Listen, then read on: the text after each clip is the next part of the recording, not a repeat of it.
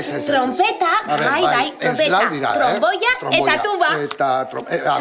Ez, begira. Trompeta, tromboia, tuba, eta... Ez, bat falta da.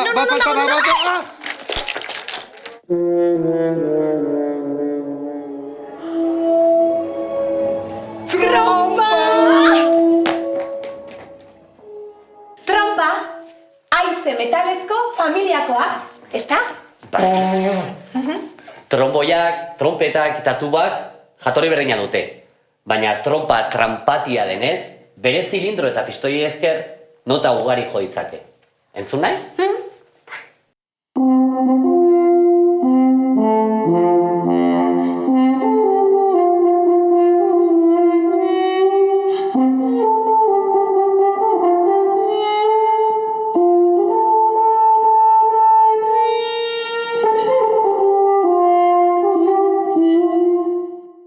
Ezkerrarekin hartu duzu, baina ez dituzu pistoiak erabili?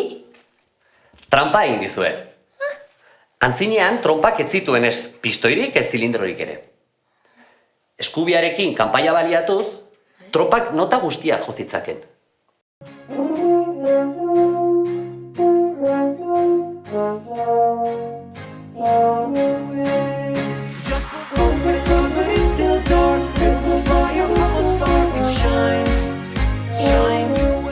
Gaur egun, zilindroak eta pistoiak erabiltzen ditugu, berez, ezker eskuarekin jotzen den instrumentua dela esan dezakegu. Probatu nahi? Bai. Bai.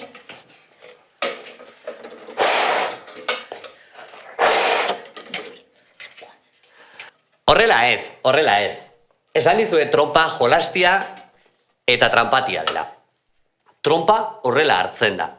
Kanpaia atzeraka eta soinua beraka ateratzen du. Pelikula badirudi! Pelikuletako soinu banda ugarietan agertu izan da. Toke misteriotsu hori ematen diolako.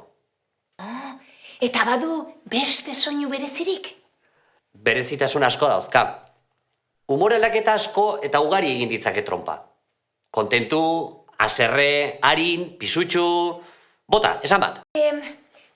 Haserre! Diabloa bezala!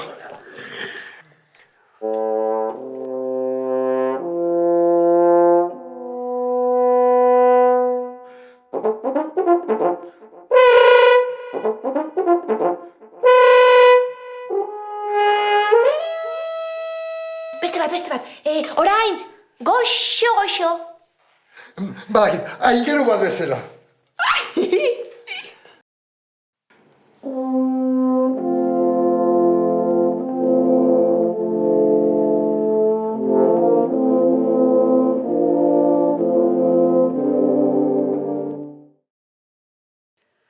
Muntatzen ikasi nahi? Jakina?